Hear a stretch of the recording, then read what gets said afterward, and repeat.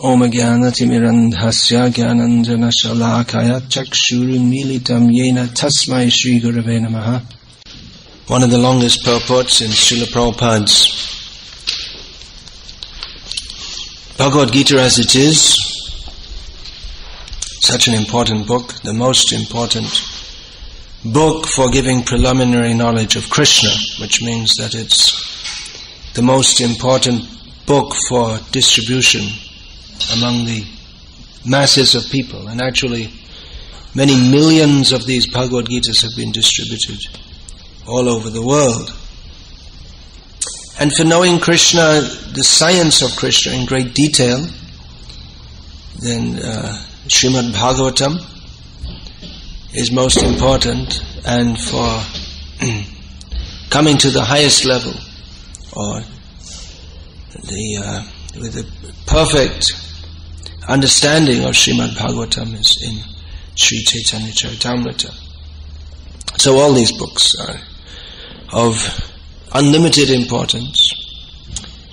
In this most important book, Srila Prabhupada has given a long purport to this verse.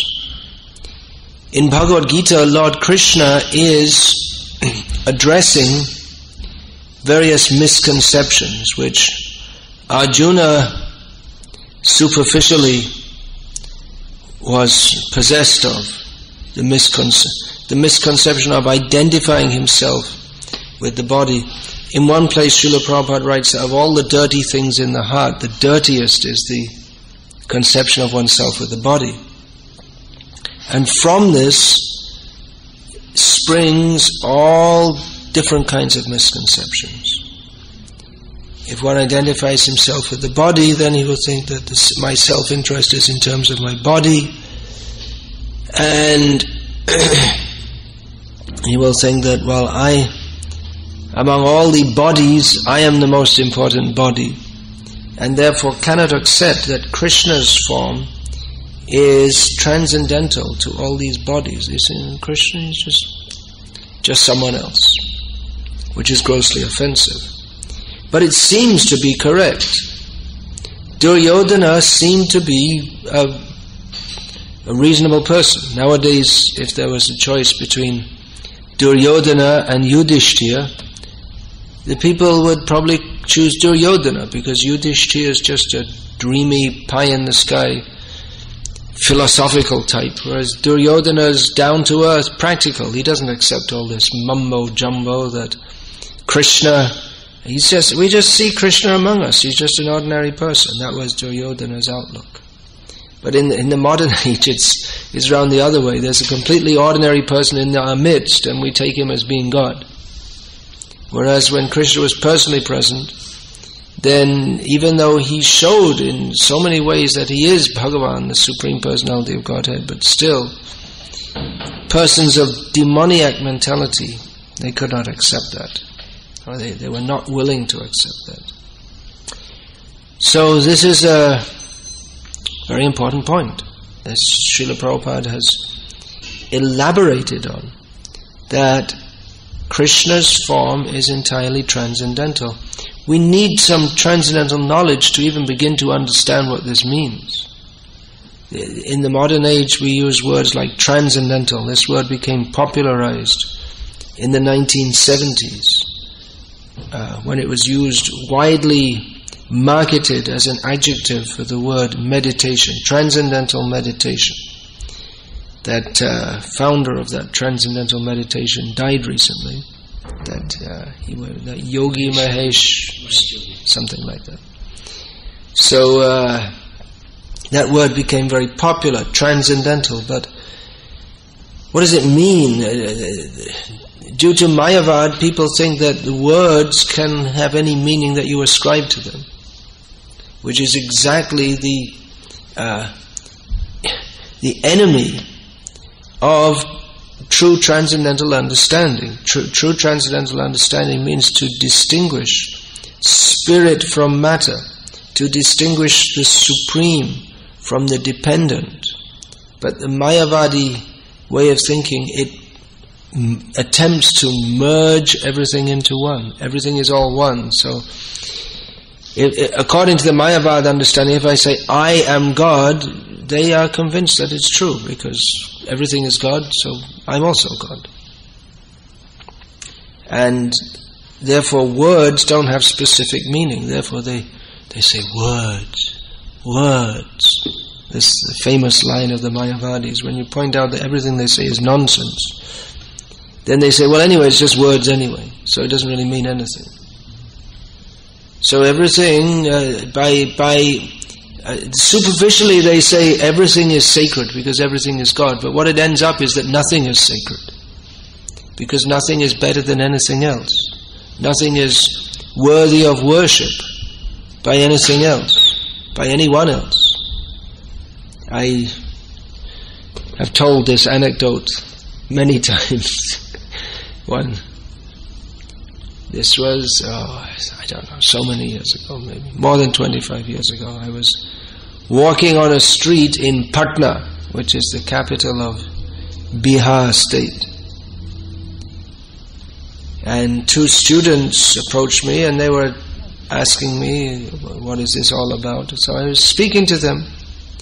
And one man came up and he started listening. And then, as I was speaking, he interjected angrily and said, why do you say Krishna is supreme? He was angry to hear this. He said, everything is supreme, which is it's an illogical statement. Why do you say Krishna is God? Why do you say only to worship Krishna? That was exactly what he did. Why do you say only to worship Krishna? Everything should be worshipped. Why do you say Krishna is God? So there were pigs running around in the street, which is, as those of you who are from India, from the smaller towns know, or in the back streets, know that this is not unusual. So I pointed to the pigs and said, well, if you say everything is God, then are you prepared to worship this pig? He said, yes. So I said, are you prepared to take the stool of the pig home and worship it? Yes. So to prove his point, he would be ready to worship pig stool, but he's objecting to the worship of Krishna. So see what rascaldom that comes from the apparently pious attempt to make everything to say that everything is spiritual. But transcendental, this word has a specific meaning. In Sanskritam, that is called Triguna Atita, beyond the three modes of material nature. But people, they don't know what the three modes of material nature are. Nor are they very interested to know, because this Mayavad, the people, they mix Mayavad with pseudo-bhakti, and then they say, well, it's just feelings, you see, I'm feeling so much bhakti, but then you'll see that they have no idea of who bhakti is meant for. So Srila Prabhupada establishes everything. We find at the end of the 6th chapter of Bhagavad-gita, Prabhupada establishes that the bhaj, this root from which we have the word bhajan, which means worship. Actually Prabhupada says the word worship is not doesn't really fit, but for want of a better word, we use it in English. But that is meant only for the Supreme Personality of Godhead, Krishna. It's not meant for anyone else. It's not applicable to anyone else. We can offer respects to others. We respect others, but Krishna is the object of worship for everyone. That is the constitutional position of everyone, to worship Krishna. And those who do not do so, they do so due to a wicked mentality. Now, people may object that, well, this is just your dogma. It's just like people say, well, if you don't worship Jesus, you go to hell. If you're not a Christian, you go to hell. And then if you're among the Christians, you have to be a Catholic, or you go to hell. And the Protestants say you have to be a Protestant in our church, otherwise you go to hell. And the Muslims say you have to be a Muslim, not be a kafir, otherwise you go to hell. So it may seem that we're just using these strong words, but Srila Prabhupada doesn't just present it dogmatically. Anyone can do that. But he gives here pages of explanation why Krishna is supreme, he is to be worshipped, and therefore those who do not do so, they do so due to a wicked mentality. We may say, well, they're just ignorant, but that ignorance, we've become ignorant because we desired to be. Krishna bhuli, seji vanadi bahimuk, ataiv maya tare dayat sangsharaduk. Forgetting Krishna, we have been inimical to Krishna since time immemorial. And therefore we're suffering in this material world. That's another common misconception, that people say that, well, if there's God, then why are we suffering in this world? And that's the answer. Because there is God, we are suffering in this material world. Because we don't recognize Him. That we think that, well, God means all good, and good means I should have a healthy body, lots of money. So, if God is good, then He should give me all these things. And as Hari Vilas Prabhu was noting last night, as we were discussing, the most popular churches are those which offer that God will give you prosperity. The Protestant ethic on which this Western Anglo-Saxon Protestant, white Anglo-Saxon Protestant civilization is based, the Protestant ethic is that if you work hard and honestly, God will give you lots of money. That's like the Karma Mimamsa theory in India. So if you don't have money, if you're poor, then there's something wrong with you. You're not pious. So you should have lots of money, and that's the sign that God favors you. It's interesting how they get all these things when you see that Jesus Himself, in His practical life, rejected that idea. And He said it's more difficult for a rich man to go to heaven. What is it? It's easier for a camel to go through the eye of a needle than a rich man to go to heaven. And He Himself adopted a vow of poverty. Of course, we don't want to get too much into thinking about Christianity, but we're just showing how the principles which are expounded here by Krishna and are stated here by Krishna and expounded by Srila Prabhupada, it's not just our dogma, but we can analyze everything that's going on in the world according to Bhagavad-gita. There are various systems of study by which we can analyze the world, just like astrology or psychology or historical analysis, and we can attempt to see the world in various ways. Someone who's an astrologer will see, the bombs going off in Delhi. Well, that's because this star's in this position and that star's in that position. Or someone who sees through the eye of psychology, whichever particular system of speculative psychology he subscribes to. This is better example. When you meet someone, an astrologer will look at you and speak with you for 2 minutes and then say, "Are you a Libra?" Like this. He classifies you according to this. Or someone who's really into Ayurveda, they'll look at you and they'll say, "Oh, you're a Vata." Or Vat Pitta, they'll classify you. They want to classify everything. Or someone's psychology, and then they'll talking to you and they'll say, well, you're saying that because I can understand that in your childhood your father used to beat you, and that's why you're behaving like that.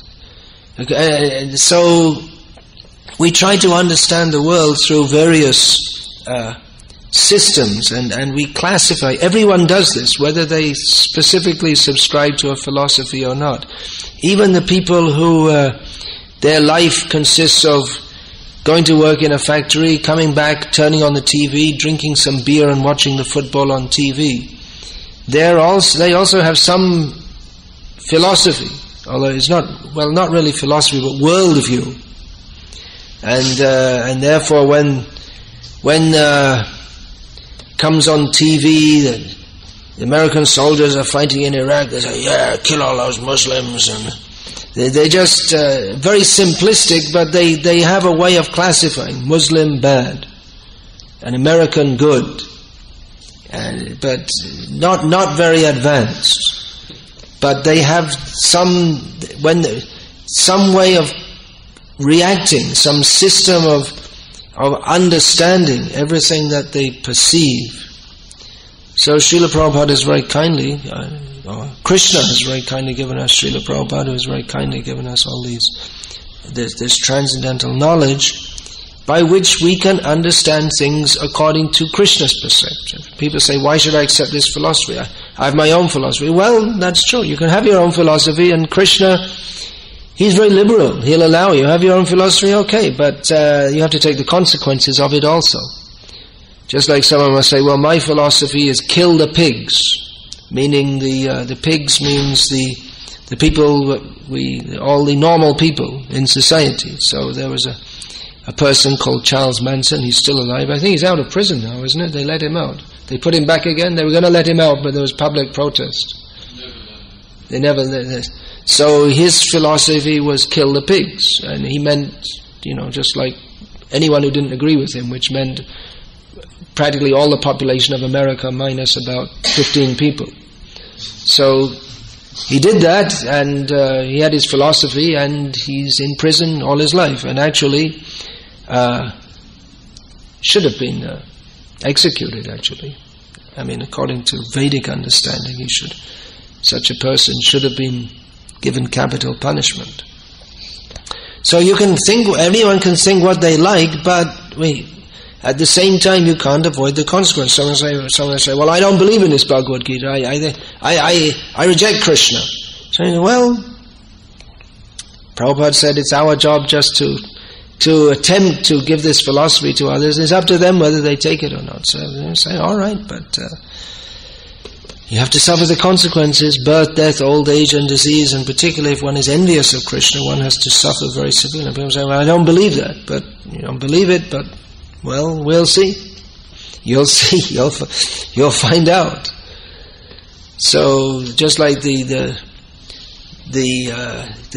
murderer, someone who's got some warped ideas of revolution, like Charles Manson, he might say, well, I don't believe the American government can arrest me. His followers were so stupid that they thought he was some kind of God-like, that he could do whatever he liked. It seemed like that to him.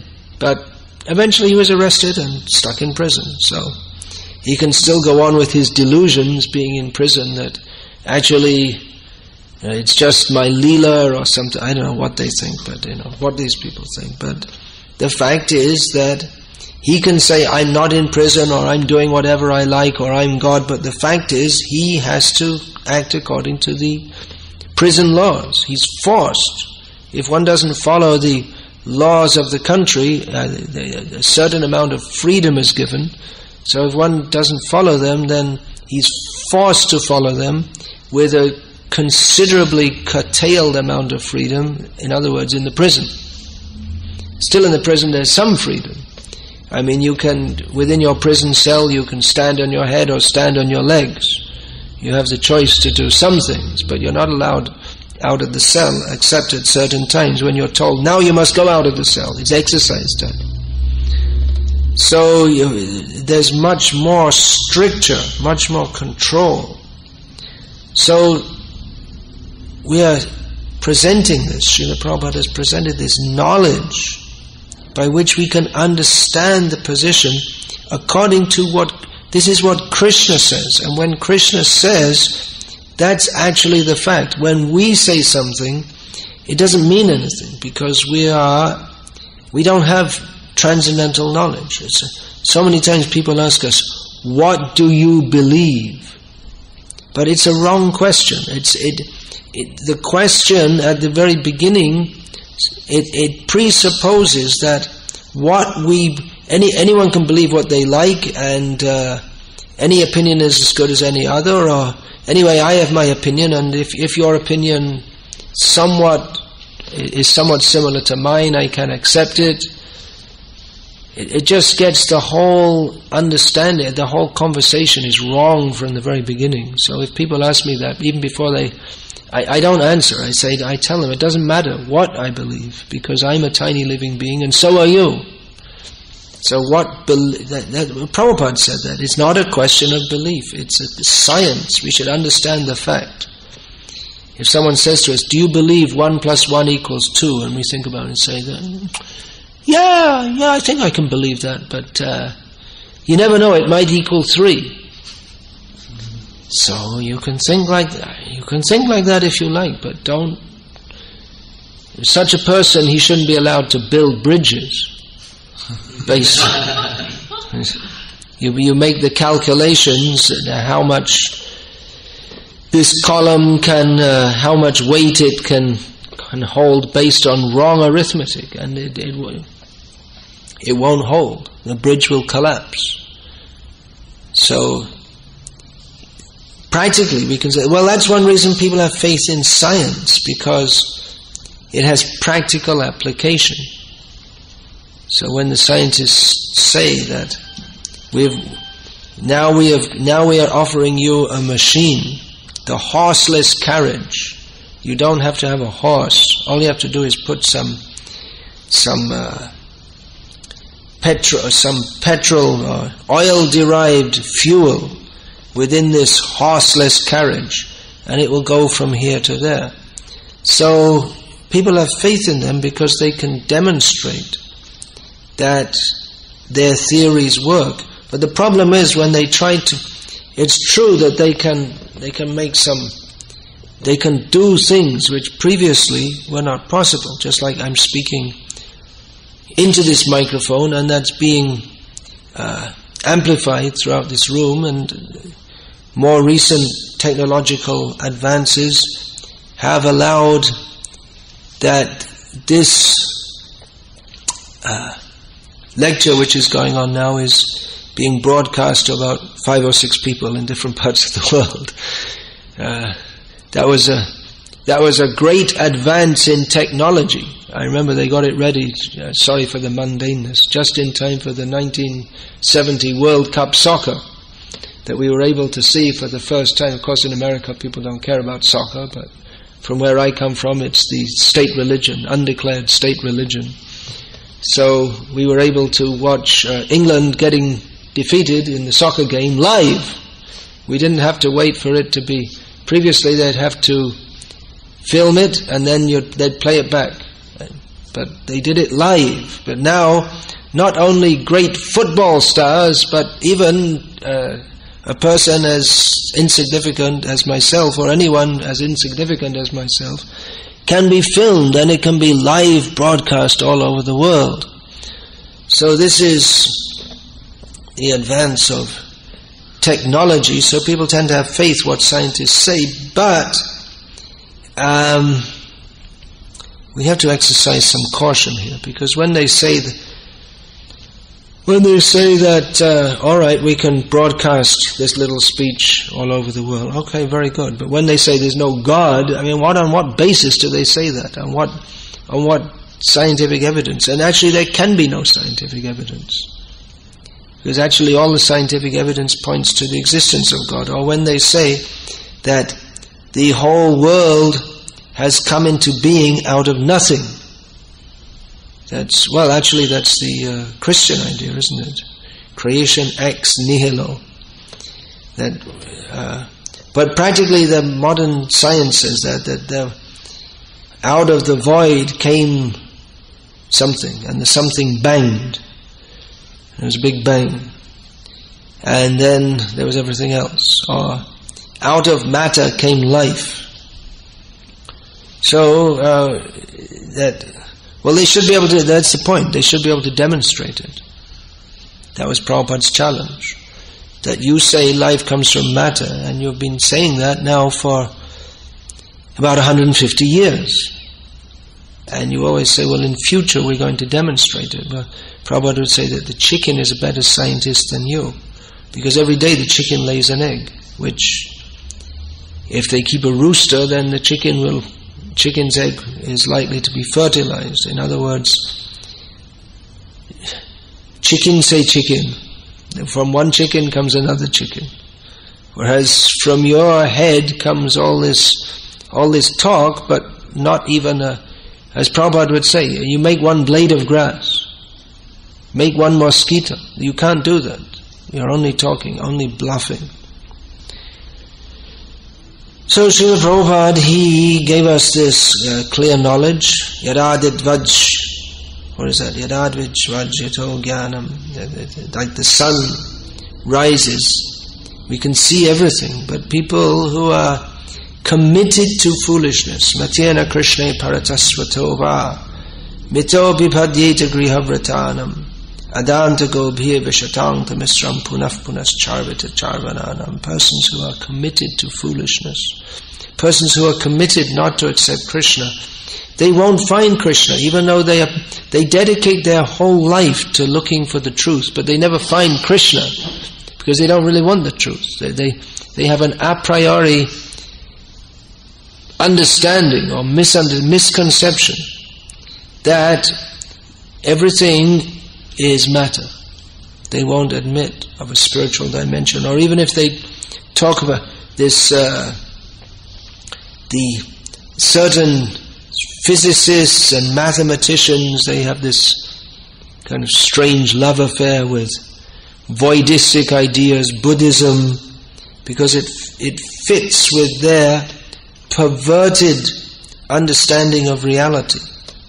That there is asatyam apratishtam te jagadahuranishwaram aparaspara sambhutam kimanyat kama hetukam.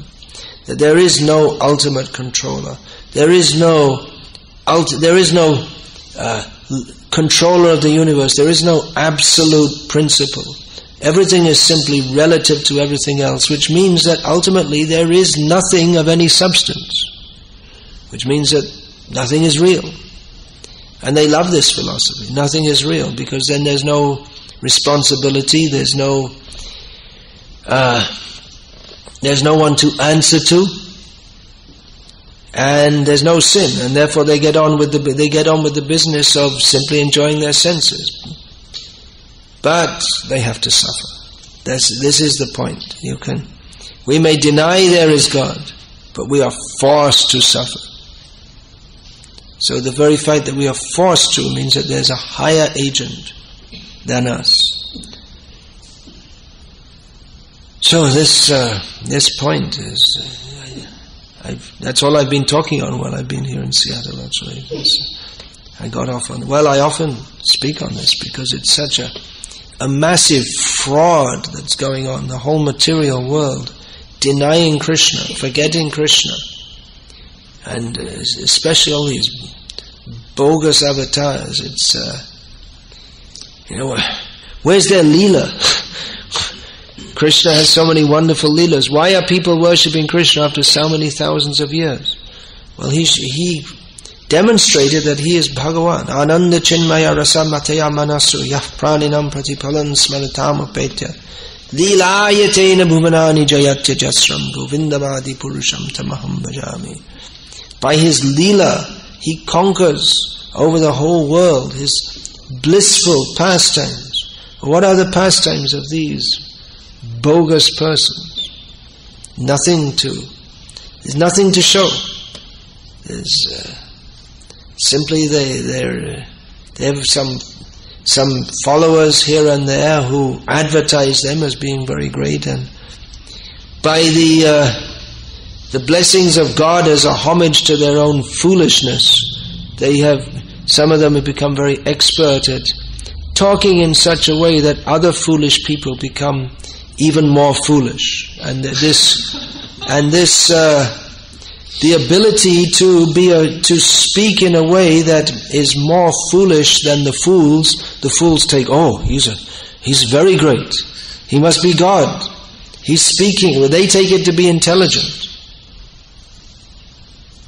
So this is what to do about this glut of nonsense. Well, the only thing is really to distribute this Bhagavad-gita as it is, especially very widely, and immediately when anyone who has got even a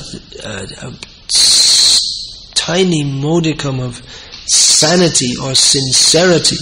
They don't have to be super brain, PhD, MSc, but anyone who's just a little bit sane, which is difficult to find in these days, admittedly. But when they read Prabhupada's books, they can immediately understand that this is completely different from all the cheating that goes on in the name of literature and news and everything in the world, which means bogus. It's a completely tadvag visargo janataga viplavo. It's something completely different. It's revolutionary, because very clearly, without very, very clearly stated, which means we're not trying to, as the saying goes, pull the wool over people's eyes. That means we're not trying to present something which is just so mystical that no one can catch it. People love this kind of thing because they love this talking in riddles. This Buddhism is popular with its Zen Buddhism, with its koans. You know this koan? It's Buddhist sayings which don't make any sense, and people love them. It's the most popular or the most famous is that one should meditate on the sound of one hand clapping. It's nonsense, but people love this. Oh, yeah, so very spiritual. They think spiritual means something you can't understand, but Srila Prabhupada presented spiritual means something you must understand. It's not non-understandable, it's absolute, it's completely understandable. It's not pie in the sky spirituality in which you just imagine that you're spiritual while you're getting on with your material life, but clear knowledge of the personality of Godhead. It's so clear, people hate it. People who are not sincere, they hate it, because it's when the personality of Godhead is presented, He is supreme, we are subordinate. Then if we accept this, then we have to bow down to Him. As Prabhupada said here in Seattle, to some young man who's seeing Srila Prabhupada's disciples bow down, said, "I don't see why I have to bow down." Prabhupada immediately diagnosed, this is your disease. You don't want to bow down, but you are forced to bow down. If you don't bow down, you have to bow down to birth, death, old age and disease. You are forced to fall down dead and take another body. So, people who are sincere will accept this. For persons who are not, then they're in a very difficult situation. But at least we should understand this and present this knowledge to others, which is why Prabhupada, he lectured again and again and again on these topics, because he wanted his followers to understand these points. One cannot actually be a follower of Prabhupada unless we understand these points, which means we have to hear again and again from Prabhupada. And we have to present this to others also. It's very dangerous if we present Krishna consciousness just as some kind of sentimentality, or some kind of it's Indian or Hindu. Well, that's true marginally, but if we present that as our identity, as our main identity, then how are we to present that this is sarvopadi vinir muktam, this is free from all mundane designations, this is actually non-sectarian. People have a hard time understanding this. How can you say it's non-sectarian? Because it's applicable to everybody. And then people say, well, that's just your dogma. Everyone says that. Well then, alright, try to understand this. Try to understand it. Use your intelligence. The Indians who are here now, in this part of the world, they're here because, most of them are here because of their intelligence. But they have this remarkable feat of turning off their intelligence when it comes to anything religious or spiritual. They think that, well, religion's just a matter of faith, so don't apply the intelligence. That's what Sadaputa Prabhu, he analyzed, that Hindus, they have this, they have the scientific consciousness, they're doing, and then they turn it off and they walk into the temple and they become a Hindu. And they walk out of and then they go back to their job and they're a technologist again. So they just switch on and they switch over. But Srila Prabhupada presented this, that no, it's a Krishna consciousness. It's not a hobby. It's not a once a week go to the temple, and the rest of the time think differently. But this, we should how to see Krishna in everything, without being just some sentimentalist, but to understand the presence of Krishna everywhere. Anyway, I'll finish there. You all have to go to work. 8:30 is the end of the class time, so the time has come. And Hare Krishna. Any question, please? I think you all have to go, isn't it? You don't have to go. No? All right, ask a question. Ask it briefly and I'll give a brief reply, if I can. You don't have a question. All right, so Hare Krishna. Hare Vilas Prabhu has a comment. Question. When you said that Hindus have good intelligence with technology, but when they walk into the temple, they turn off their intelligence. Yeah. And they become Hindu. Yeah. Now, my question is, and I asked this question to Sadhuputa himself. Yeah. I said, you're trained in science for so many years. Yeah. How did you begin to believe what Prabhupada was explaining about the construction universe, creation, existence of God, and also if you read Bhagavad-gita carefully, many times Srila Prabhupada will disparage academia. Many throughout the Bhagavad-gita. In other words, the study of Bhagavad-gita is not an academic study. So, what is this turning off and then becoming a Hindu exactly? What does it mean? Well, it's a general statement, but... Can you repeat the question? Oh, yeah, okay. Very good. Thank you very much. You're using your good intelligence. I should repeat the question for the benefit of Madhav Gopinath Das, Rasik. That's Rasika maybe, that's Mrs. Jayendran Srinivasan. Is it? Yes. Rasika. Shiromani. Somya. That's, who is this? Who is that Somya? He's here in Seattle. Anyway. Urjasvati. Oh, Hare Krishna. Urjasvati.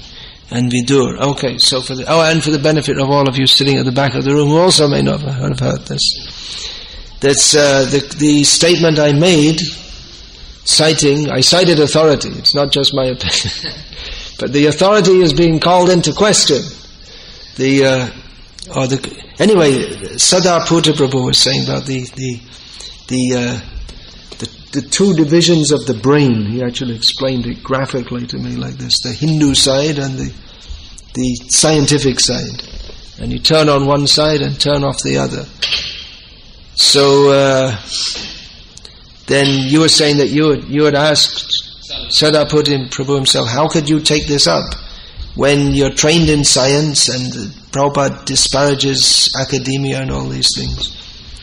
Well, maybe I can answer. It is a general question, and I can give a general answer based on a question, or based on something which another of ISKCON scientists told me, which is, I can't remember her name just now.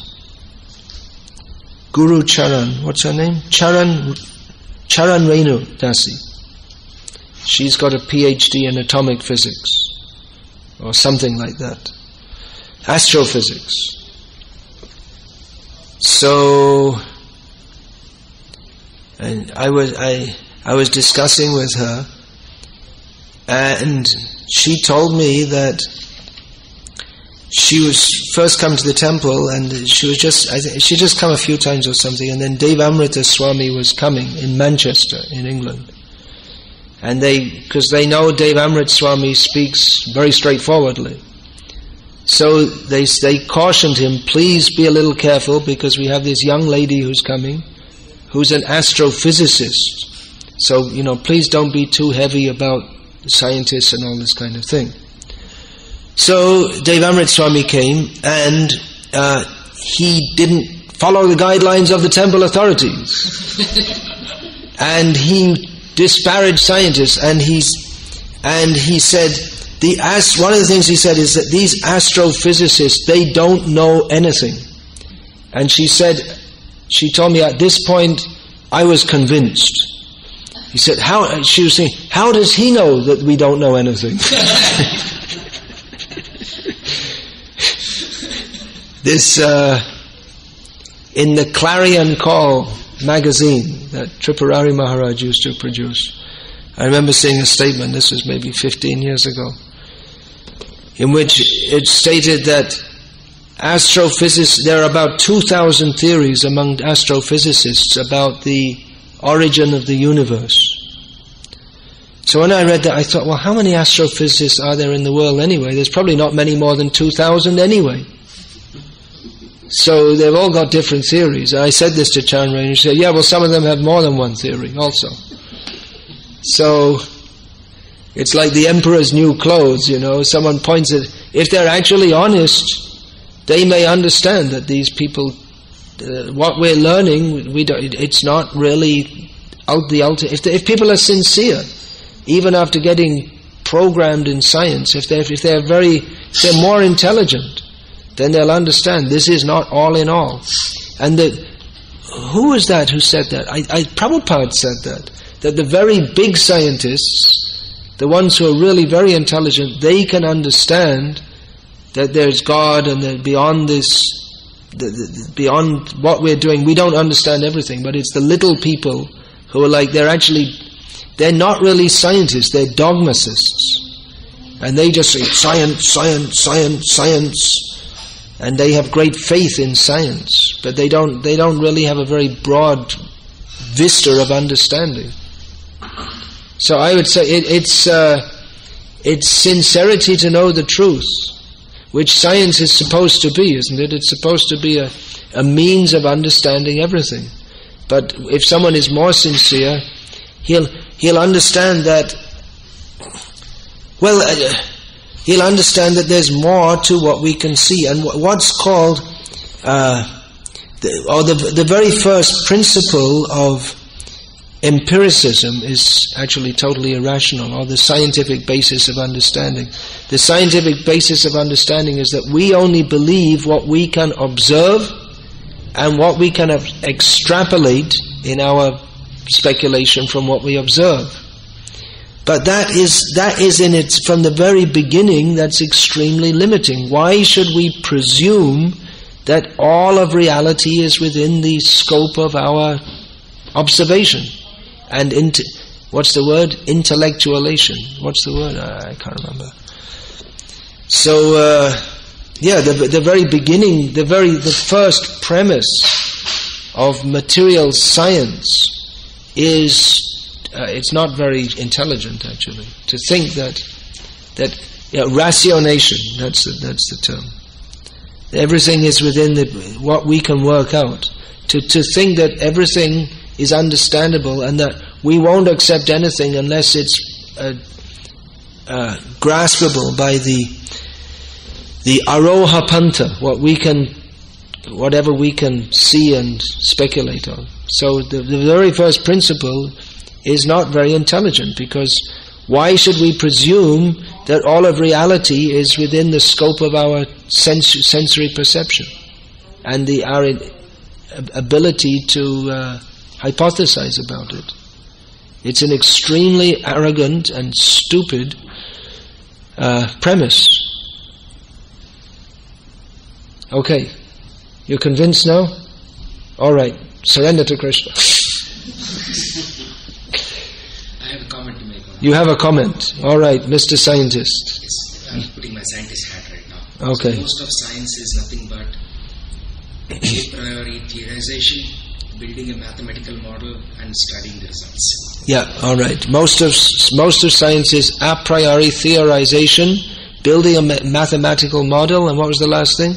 And analyzing the results. And analyzing the results. So everybody starts with their own theory, and then they build a mathematical model. Yeah. And 90% of the mathematical models are not solvable by present means. And there is a term for that. It's called NP-complete. So anything that cannot be solved in the next 100 years is called NP-complete problem. We're working on it. We are working. We don't understand it yet, but we're working on it. It's not only understanding, even the largest supercomputer will take 100 years to solve that problem. That's called NP-complete. All right. Which means it is not computable. So they use massive... Then they need to get into another dimension.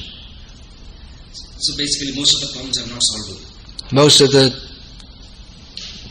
Well, that's why mathematics is... I was just in Boise, and the parents of Radhika Raman, Prabhu, who's famous as a bigger brain than even most of the Indians. Made in America, American transcendental brain. So his parents were telling me that he'd